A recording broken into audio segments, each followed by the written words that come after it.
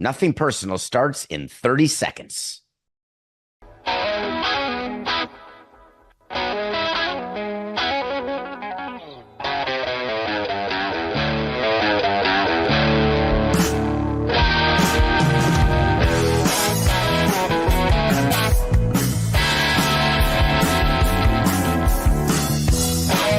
It's just business. This is Nothing Personal.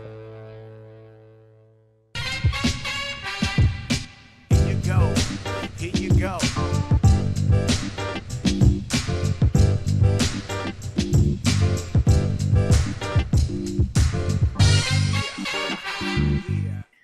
High road. That's the Nothing Personal word of the day. It is Wednesday, February 5th, 2025. And we're taking the high road. It's a road not often traveled, especially in our business, where people spend most of their time playing handball in the gutter, trying to one-up each other, scoop each other with reckless indifference toward anybody's feelings or thoughts because we want to be first. The high road is something that gets talked about in your conversations, at your home, in your business. Come on, just take the high road. What does that mean? It's not Stugatz in New Orleans. No, that's not the high road. That is a high road. It's not the high road. It's Luka Doncic. God, I always say it wrong, Coca. I'm just going to stick with Luka. Sorry, man. All right, we'll do that again. From Miami, 4869. High road is our Nothing Personal word of the day. And Luka took the high road when he was introduced to the LA fans. He was brought out in a press conference, not how AD was introduced in Dallas in his Mavericks skivvies, looking like he was on the court shooting some free throws. Luka comes out with Rob Lowe dressed in leather pants, leather jacket. Yeah, that's what I thought of when I saw Rob Pelinka. He seemed like Rob Lowe to me. So Luka sits there in his sweater, and he's asked several questions. I want to show you, if you're watching on Nothing Personal with David Sampson YouTube channel, Coca has this ready to go. Two of the questions he answered, and then I want to talk about some other things that he said. Let's start with taking a look and listen to Luka. That's their decision, so I have no comment on that. They made the decision. I don't know why. But that's their decision, so I can't do nothing about it. And then one of the reasons that was given was that there was concern that, beyond this summer, or that there's a chance you might not agree to the Supermax extension. Did you or anyone on your inner circle indicate that might be the case? Absolutely not. Just remember that this whole trade came together, and we can talk about Nico Harrison, the GM of the Mavericks, because he's still getting attention for this being the worst trade in the history of trades. We can talk about Mark Cuban, his lack of involvement. We can talk about the Adelsons and the Beaumonts and how maybe they want to go to Vegas. No chance, toilet pants. Or we can talk about the max deal that took $100 million out of the pocket of Luka. The question is not, would you or would you not sign it if offered? The question to be asked is, does Dallas want to offer it to him? If you know you're not going to sign a player to a long-term deal, whether they're approaching free agency for the first time or whether they're getting through their first free agent deal and they're trying to get an extension, in Luka's case, it's the latter, and you don't want to do it, you only have two choices. You wait until the contract runs out and you let him go. Or two, you move him when there's some value that doesn't look like Jimmy Butler. So the media is focused, laser focused. Who knew what, when? Did JJ Redick know about the trade? Is that why he was so happy whistling Dixie out of his tuchus in New York when the Lakers beat the Knicks 128-112 the evening of the trade? There are Lakers players who are acting as though that JJ Redick knew something was going on. So much for Rob and Nico keeping things tight. think Jason Kidd feels happy that JJ Redick was aware and Jason Kidd wasn't? Is it possible Jason Kidd really wasn't? Or are they all going for the March 2nd Oscars? But the real analysis, now that we are a few days out, Luka, what he brings to the Lakers. And there's a bunch of people talking about it, including one of his teammates, Markieff Morris, who said all of these reports on Luka and his conditioning or his injuries. Markieff Morris came out and said, what a great guy, low maintenance. Not relevant. One of the only guys I've been on a team with that'll play through any injury. Not exactly true, given the amount of games Luka misses. But let's not worry about the facts. Let's just keep the narrative going. The narrative is that when you and a teammate are traded together, you band together with that teammate. It's like on Survivor when you're on the same tribe as someone you don't like, and then all the tribes split, and you're with that same person you don't like on the new tribe. All of a sudden, you're like, hey, I know you. I better like you. We better work together. Markieff and Luka could be absolutely blood brothers. But did you think for a minute that he would say, man, Luka, an absolute dog. The guy never plays. I just didn't find that to be compelling. How about this? Luka saying he had no idea about the trade, how surprised he was. People are talking about the $15 million house that he closed on. He didn't close on. Now he's going to move. He's so upset. It's crushing. Luka himself. At some point, I knew this was going to happen, but I always take the high road. I had my amazing moments in Dallas with my teammates, coaches, and most importantly, the fans. They always supported me. It was an amazing journey. You can imagine how surprised I was, he continued. I had to check if it was April 1st. I didn't really believe it. Do we owe it to players to communicate with them? I always preferred it. But let's not judge Nico Harrison based on whether he communicated with Luka prior to the trade. Let's judge Nico Harrison the way I suggested we judged him on Monday's show, which was based on what happens with his team going forward. Whether or not it makes sense to have traded a 25-year-old with a year and a half to go instead of playing it out for another year and a half, letting Irving get a year and a half older and have those two form the basis of a team that had made it to the finals and try to take the next step. I'm happy to judge Nico on that.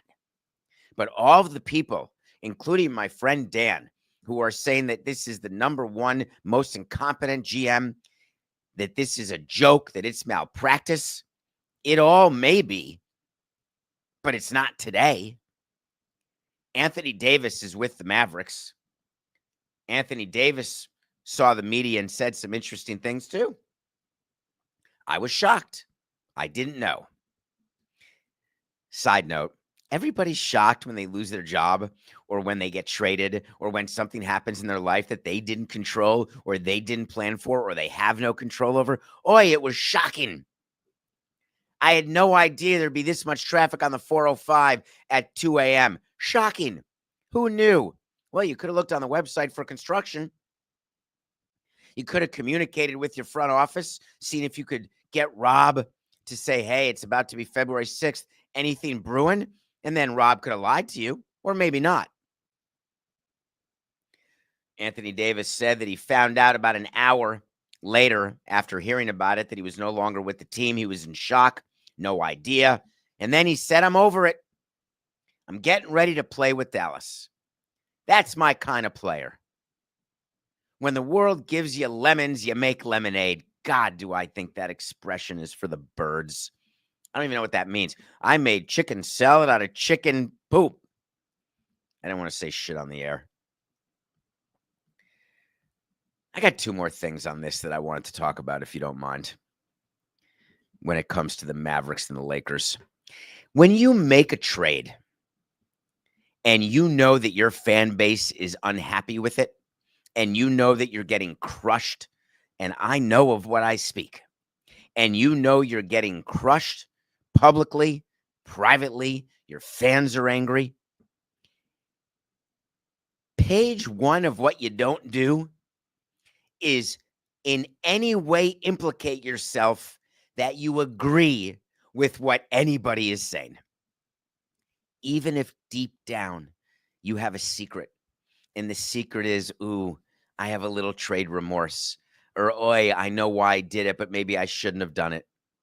Even if that's what you're thinking, don't tell anyone. The Dallas Mavericks have lost their collective minds. And this is not owner and president, me telling you they're incompetent, though I would love to talk to you about Miriam Adelson and the things that she does and how vehemently I disagree with the things she does, but it's her right to do them. Again, for all of you who think that she's doing all of this just to move to Vegas, stop it. The NBA will not allow her to move to Vegas. It's not happening. Oh, by the way, it's not her, it's her son-in-law. I do want to bring up one more time how awesome it is that Mark Cuban backed away from the Mavericks. I had nothing to do with this. What do I know? I don't run the team. I've just been living with that for 3 days. I was with Pablo Torre, Coca, last night, and we were talking about the fact that we had the Cuban thing from the beginning, and we were the only ones reporting that Cuban had no power whatsoever when Cuban was reporting that he was still running the basketball operations. One bad trade. Hey, I don't know what you're talking about. Best friend? He's barely a friend. I don't even know what the Mavericks are. I lost my locker. So the Mavs are doing something that I don't think anybody said they should do. They are refunding season ticket holders if they're unhappy with the trade. Timeout. There's a pretty good unwritten rule in sports. Number 1, you don't apologize for losing a game. Number 2, you don't apologize for trading a player.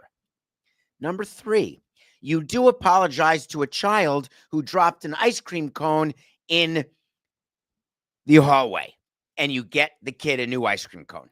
It's 3 simple rules of running a team. It's not hard. There's like 20 other rules that I could tell you, like Rule 17, don't let people switch seats because then it makes the people who spent money on the seats feel badly that they spent the money and the people next to them came down from the upper deck. So you really want to stop that from happening. Sort of in there, like Rule 6 is make sure that you take care of the security of the players while letting the kids and adults feel as though they have access when in fact they don't, while not making it seem like it's a bunch of zoo animals. That's like Rule 6. But the Mount Rushmore is you do not apologize or give money back ever. When a sponsor says, oh, I didn't sell enough Pepsis, sorry, better luck next year. When a sponsor says, man, I fully expected more signups in the Army, Rock said, did I fulfill the terms of my contract? Well, no, you didn't. I'm going to sue you. Obviously, Rule 69 is you have to fulfill the rules and obligations under your contract. But once you do that, you don't apologize if it doesn't work. You work with someone to make it work the next time. The Mavs released a statement when it was reported that they are offering refunds to season ticket holders. They released a statement. We value every season ticket member relationship, and reps are available to take calls from members with any concerns or questions. I love that statement. There are 30 Major League Baseball teams. There are 30 NBA teams and 32 NFL teams.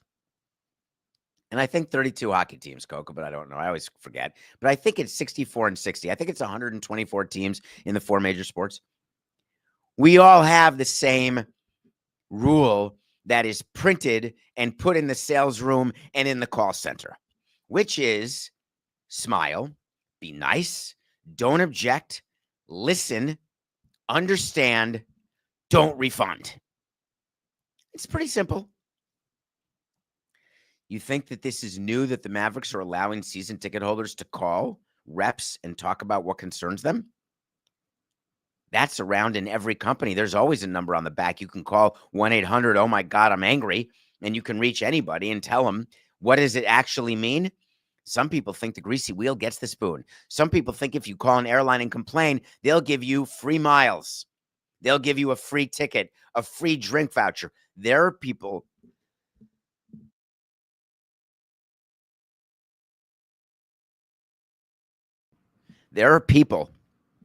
who live their lives. It's not that I'm against clipping coupons because I like savings. I like keeping track of when the big savings are and the places I like to shop online.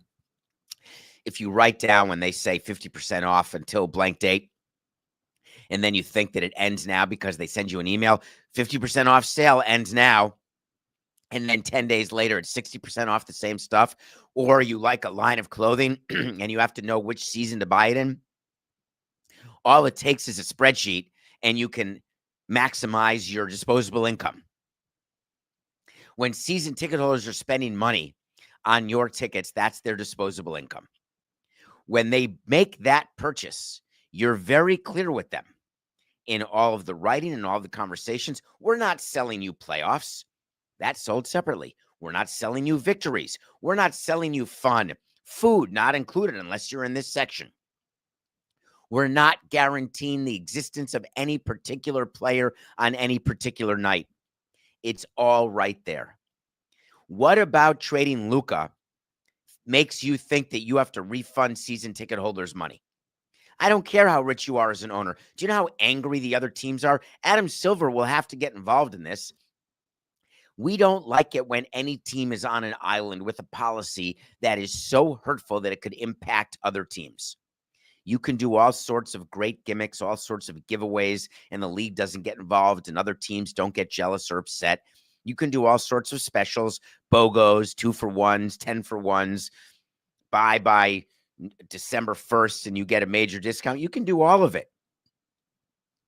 If you are offering refunds after a trade, you might as well stand up, take the microphone and say, my bad. This trade stunk. We are employing a bunch of moronic fools, and you were right. We were wrong. Here's your money. It's never going to happen. And the last thing I'll say about this, Coca, is I'm not going to sit here and be one of the people with a microphone who tell you that this is all on Nico Harrison. It doesn't work that way. I don't care how uninvolved an owner is, and Patrick Beaumont can pretend, oh, I just took his word for it that we'd be a better team. Sounded good to me. Miriam Adelson, yeah, I'm not really focused on that. I'm way more focused on Vegas and Trump. Maybe she said that. Dumont. Why do I call him Beaumont? I'm sorry. It's Dumont. There is zero chance, 0.0, Blutarski's GPA. There's that level of likelihood that Nico Harrison made this trade alone. He can stand there and take it like a man. I've had to do that so many times in my career. This is my idea, my fault, mea culpa, I'm sorry. I wasn't being honest any of those times, but I had to take it for the owner. That's my job, is to shield the owner from any negativity and to give the owner positivity and credit when it's forthcoming. It doesn't mean that I did something in a vacuum. There is not one decision I made without consulting my staff and my upper staff, my consigliere, PR, baseball operations. It's ridiculous to me. That's it for the Mavs for now. There could be more at some point. Super Bowl Sunday is on the way. It is a skeleton crew. I'm staring into the abyss of a control room with only Coca, who's managing 5 machines. He's got 3 sets of headphones on. He's pressing buttons left and right. And he's still able to say Dumont instead of Beaumont while following everything we're doing. The rest of Meadowlark is at Super Bowl. God Bless Football's there. Check it out. Great guest. Dan Lebitard has a show there tonight where he and Dan Patrick are doing a show. And then finally, Sunday. What time is kickoff? Is it one of those 6:19 things where they say 6 o'clock? We've got the Chiefs. We've got the Eagles. And we are Wednesday night, Thursday night, Friday night, Saturday. 4 nights away. And can you imagine we're still talking about right now whether or not the fix is in and the Chiefs are scripted and going to win? I thought the story was dead yesterday. Little did I know that the executive director of the NFL Referees Association, his name is Scott Green.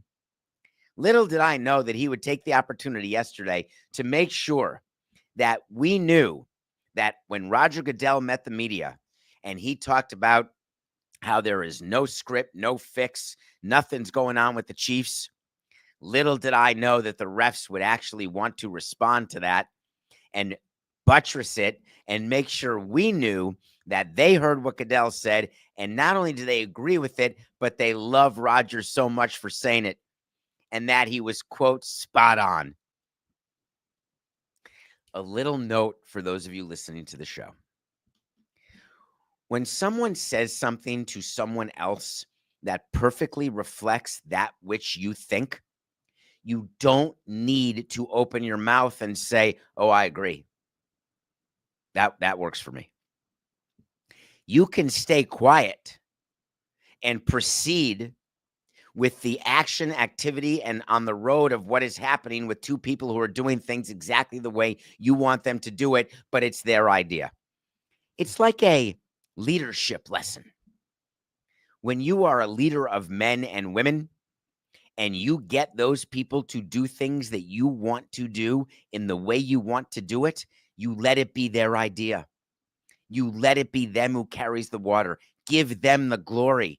You're getting the result.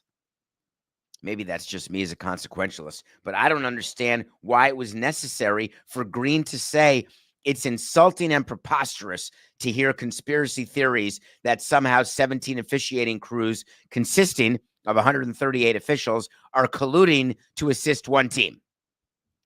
And he goes on and on. What do you think the purpose of the comments are by Scott Green? Have you changed your mind when you read the head of the referees union say the referees are totally a number one? They do nothing that would ever hurt the integrity of the game. They only have the same team a couple times a year, so we'd have to get every single one of them in cahoots to have the Chiefs win all games. You've got Goodell. You've got the reality that people who are really proffering this, they sound ridiculous. I've told you before that there are desires that the league has for certain things to happen during the course of a playoff series, during the course of a season. I've told you that umpires in baseball are aware of milestones happening in that particular game. They're aware of what the league would like to see in terms of wins. I've told you that with the advent of instant replay, with the grading system and the analytics for umpires, there are limits to what an umpire can do subconsciously to make a result happen, but it's limited. I've told you that the NFL is way less limited because of all of the calls that are done. Pass interference, it's spot foul, holding. You can call holding on every play or call it on no plays. Your choice. There are way more subtle ways that a game can be influenced, and we've seen it time and time again. The NBA, you can call a foul, not a foul, loose ball foul, a shooting foul. There are only a certain number of challenges that a coach has. There are systems in place where referees could be in position to affect an outcome in a game. There's no doubt. Do the comments made by the head of the NFLRA, do they change your mind? Are they dispositive in any way? Here's what I'd like to have happened. I would like Goodell to come out in his media day on Monday and say, for all of you talking about scripts and Chiefs, really doesn't matter to us. And frankly, if it did, we'd have the Cowboys in the Super Bowl as much as we can't stand Jerry Jones. Chiefs winning 3 is fun. Eagles winning 1 is good. Having the Chiefs and Eagles is fine. The rate from the TV partners for their advertisements for 30 seconds is a record. The amount of people watching the game is going to be over 100 million. It could break the record of about 123 million. No question about it. or break the number from last year. I can't remember what the record is. All of the underlying numbers indicate that we are healthy and thriving and growing. And yes, we're looking international. We're looking 18 games. They don't need to script. The reason why the WWE and the WWF and all of the wrestling people script is that it's a performance whose very core depends on certain results because storylines come from those results. Competitive team sports is different because we always find the story. We always take the result and then build the story from there. No matter what happens Sunday, if the Chiefs win again, we'll talk three-peat. If the Eagles win, we'll talk Sirianni. We'll compare Sirianni to Reed with the Eagles. We'll talk about A.J. Brown in the book. We'll talk about Saquon Barkley. We'll get to talk about the Giants. We'll get to talk about Jalen Hurts and the contract. There's a gazillion stories. Do you know that every time anyone says three-peat, Pat Riley gets paid? Do you remember I told you that? Yesterday was a good one. It was reported by Front Office Sports, and this is absolutely true. Front Office Sports knows of what it speaks. If you're not paying attention to Front Office Sports, it's one of the great, both original content, aggregation. They are tremendous. They said that Pat Riley, who's the Miami Heat team president, the one who's going to decide whether to trade Jimmy Butler in the next moment or two, he owns the trademark for three-peat. We told you that. Got that in 1988. The report from Front Office Sports is that the NFL struck a deal with Pat Riley so they can license the phrasing should the Chiefs win on Sunday. Pat Riley wants you to know that the majority of the money goes to charity that he gets for these licensing payments.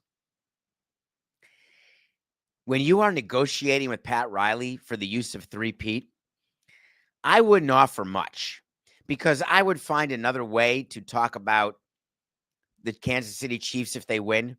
I may go back cubed, back to back to back. I'd go back, back, over back. You could go back, over, back to back. You could go up and down diagonally, back, back, back. You could do Chris Berman, back, back, back, back, back. You could do a fourth. The thing about three-peat is it's a cool phrase. I agree. You win one, that's great. You defend, great. That's back to back. But then a three-peat doesn't happen very often. Remember, the Yankees did it in 98 to 2000. I think the Patriots may have gotten a three-peat, Coca. Did they never get a three-peat in Tom Brady's? They only did two. They only did back-to-back. So maybe, because no one in the NFL has done a three-peat. That I know. But there are other sports where there's been, I think the Islanders did a three-peat in the 80s. I think I remember that. I wouldn't pay Riley much. I was thinking about this. If I were the president of the Chiefs or the league, what would you pay him? $100,000? Do you think you could print some shirts with three-peat on it? You think that every time we have a victory parade and Patrick Mahomes stands up and says, hey, it's a three-peat, you know you could just instruct your players not to say it. I was never a big fan of paying license fees for words that I didn't think should have been trademarked and copyrighted to begin with. Three-peat seems to be something that no one should own, but what do I know? We're going to, on tomorrow's show and Friday, we're going to start with our picks for the Super Bowl. We're going to start thinking about the game. I didn't want to do it too early. It's a weird thing the week before the Super Bowl. I was thinking about this overnight about the show, that we've gone a couple days now into the Super Bowl week. And normally, if there's only 1 week in between, you would, boom, finish talking about the championship games, go right into Super Bowl. So many other things going on in the sports world. I think the NFL really makes a mistake by not making it 1 week instead of two. It's just too long. Loss of momentum. I'm done with it. Plus, I want to talk NBA.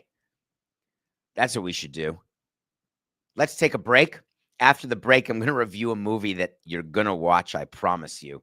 And then we're going to talk about the NBA trade deadline, which is tomorrow. Coco, what time is the deadline? On February 6th, do you have any idea? I'm going to assume they're smart enough to do it on an afternoon, maybe 4 p.m.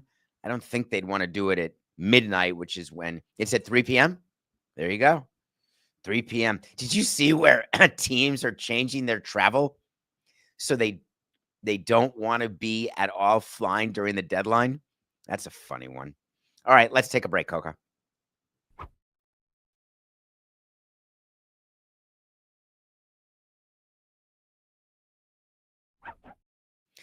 Welcome back to Nothing Personal. David Sampson, thank you for downloading, subscribing, for telling your friends about us. We're here every day through Jeff Bridges or Chris Pratt, through hell or high water. We're here. Thank you for all of your support. I watched a movie last night, sitting in the hotel room here at the Elser. Very quiet, not even planes buzzing above. And I was told by someone from the Midwest, you know who you are. I love getting movie suggestions, even when I don't know you. But when I know you, Norman's Rare Guitars. Anyone ever been there? It's a documentary about a vintage guitar shop in Southern California where there's 500,000 YouTube subscribers. That's more than Pablo has or even bought. 500,000 YouTube subscribers, because they show this live music, because people come into the vintage guitar shop and they just start playing. You could walk in there one day and say, wow, is that Richie Sambora?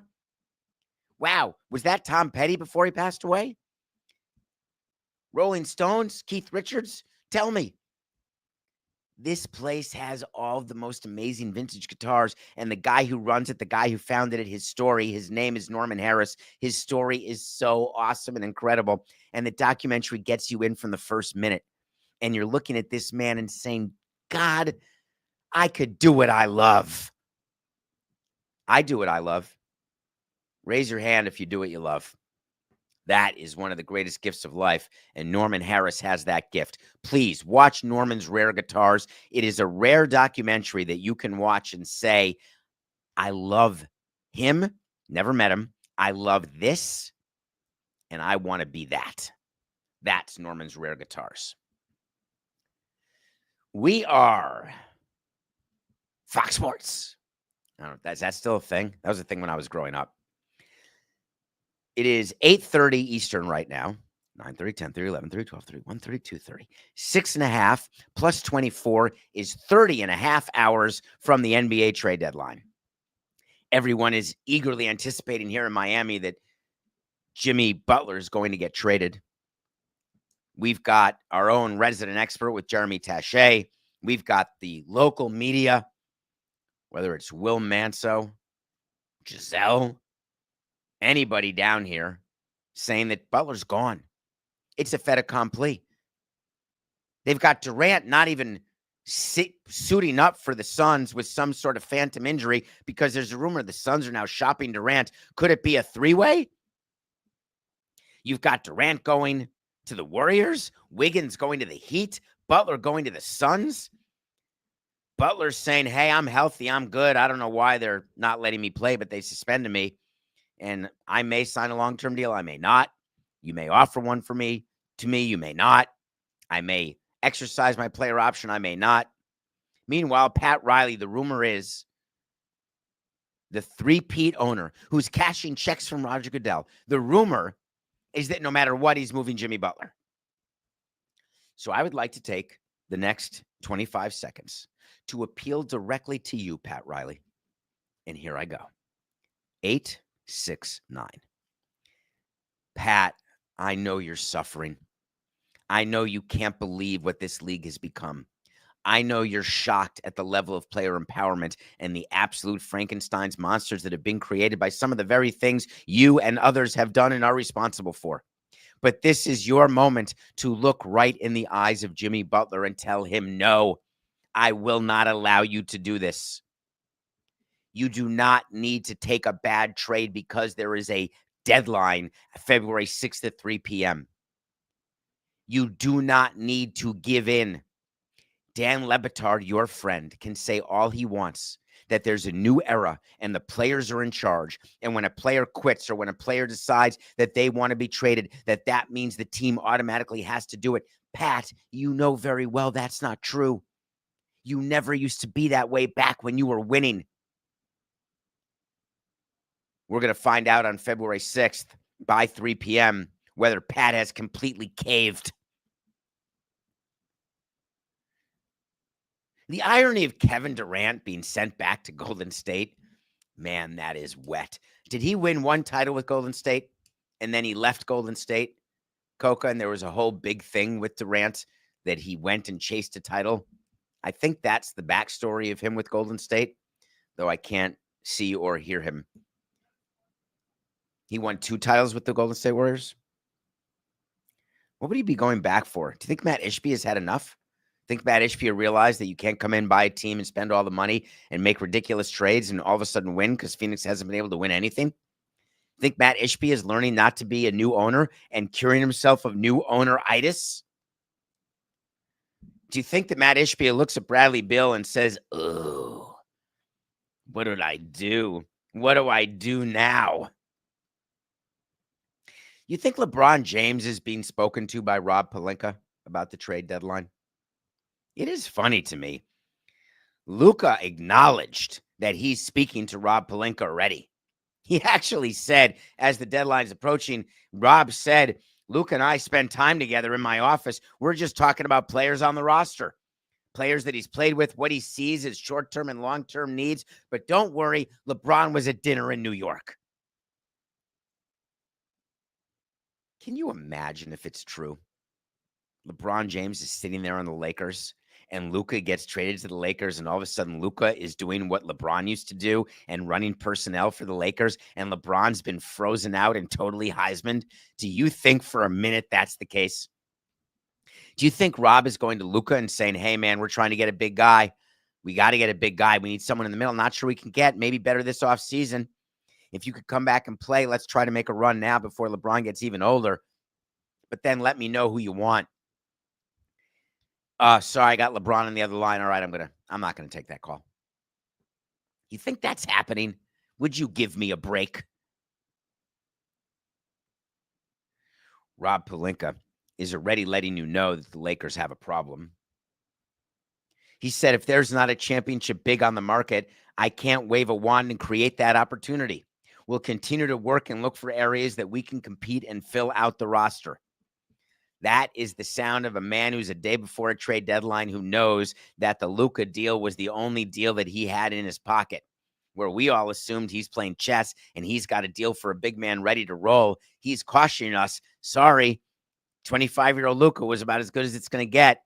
Put him with 40-year-old LeBron and we'll see what happens next year when we get a big. I'm just not convinced about any of it.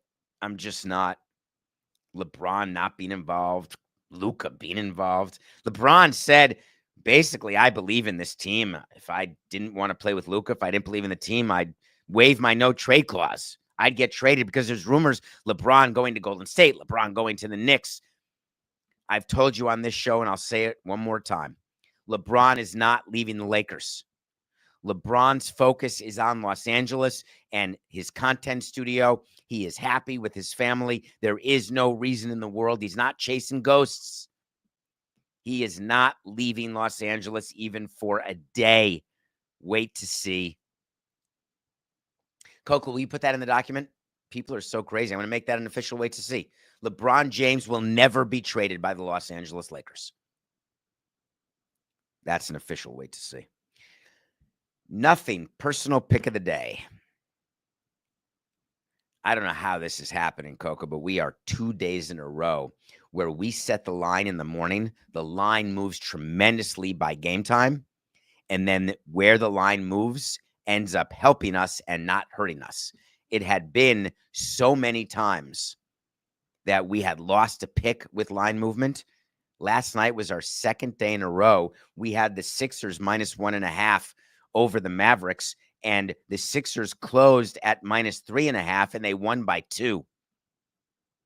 So we win. We are now 12-13. You can see the graphic. 12-13. Oh, I didn't know we pushed. 12-13-1. I don't recall what the push was, but Coca on the screen and on the YouTube channel has our record in a trusty little graphic. Did you see last night's NBA slate?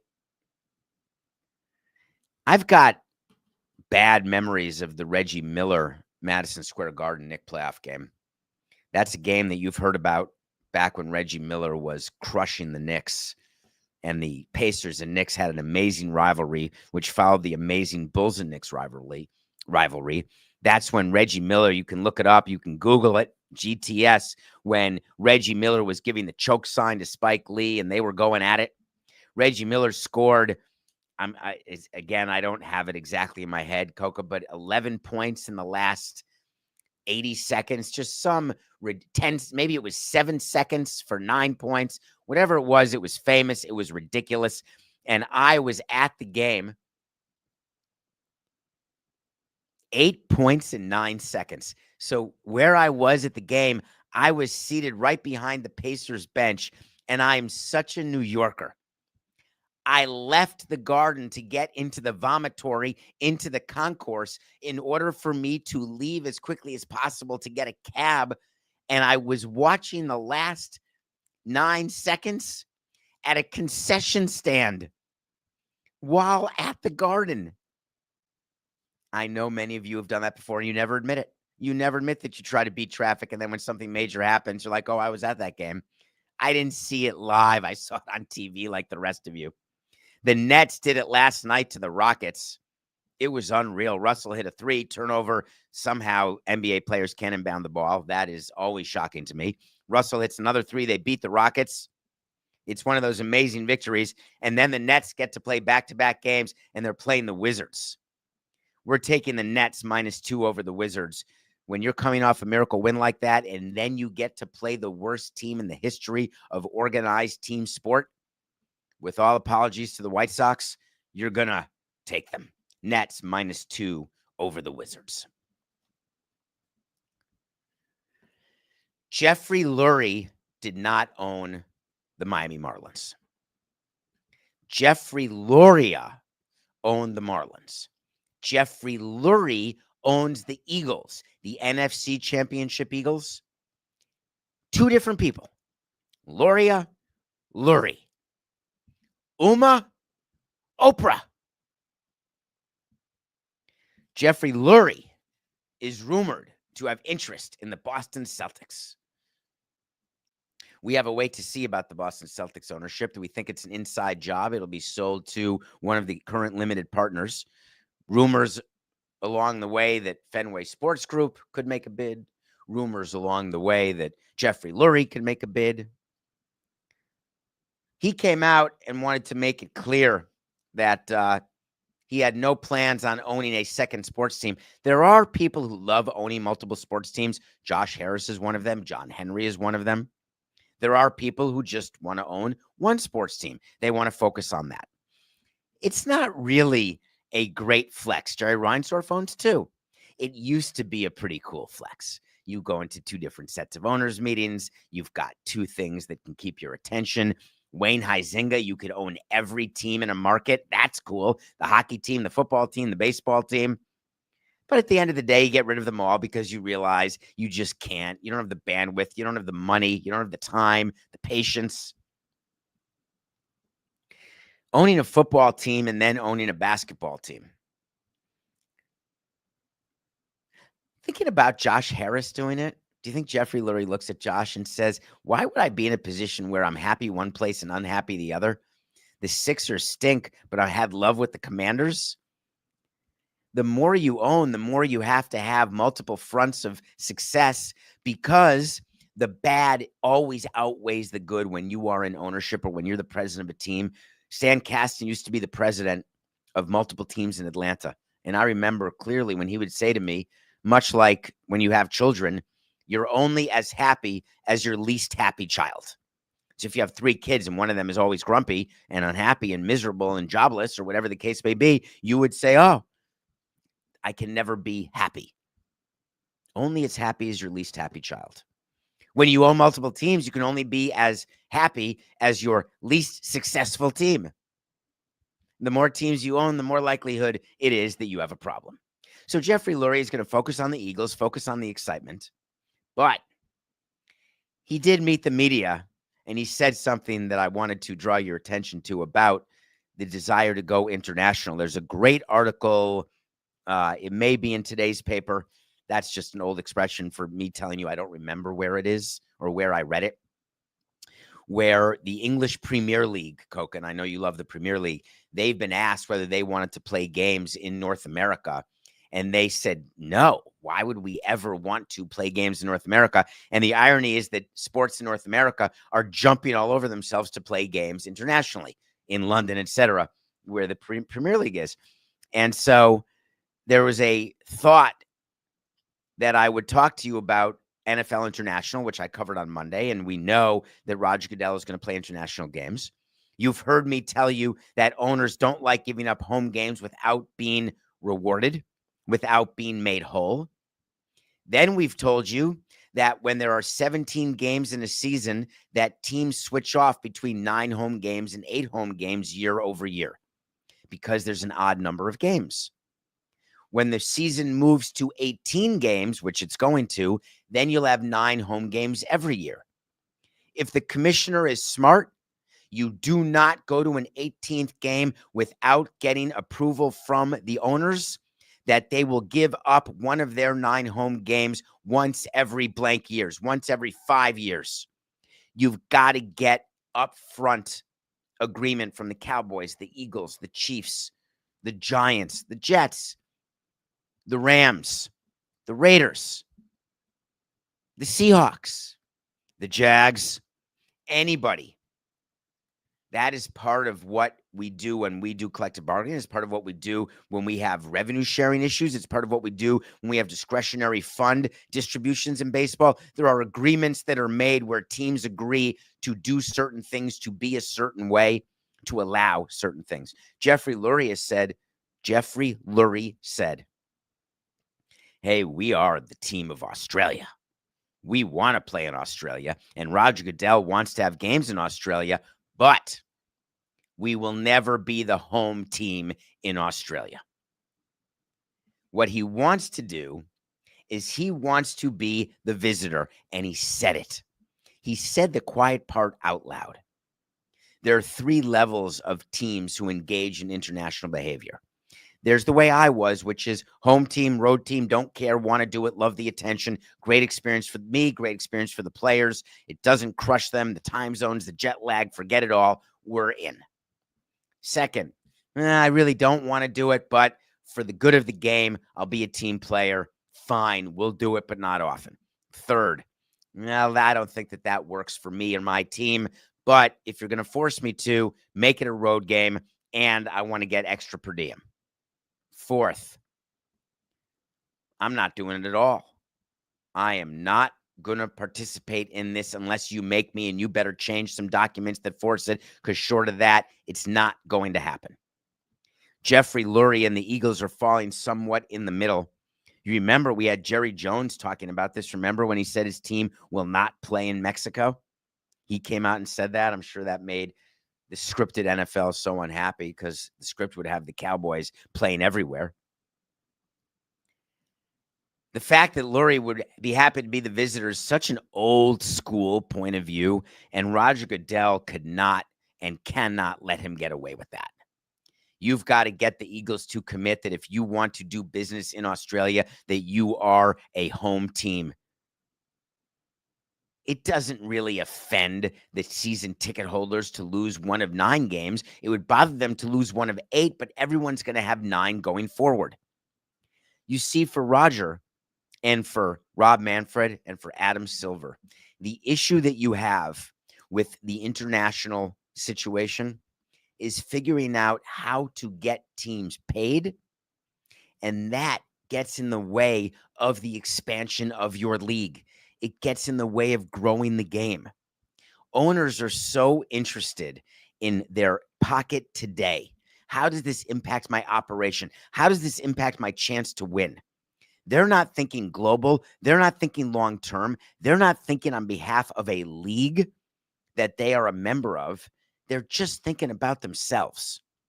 And when you've got 32 disparate opinions, 32 people who are only operating in self-interest, you are very likely not to get the global results that you want.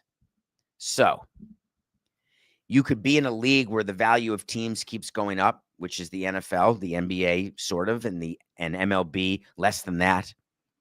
You could keep going, letting individual agendas rule the day and assuming there won't be work stoppages and hoping for the best. Or as commissioner, you can control your owners. You can be a little Faye Vincent-like and make sure that they are all rowing the same direction and stop a comment like what Jeffrey Lurie said from happening because it's sort of destructive to the overall goal. Then you call up all the owners, look at them, and simply say on Zoom, hey, it's just business. This is nothing personal.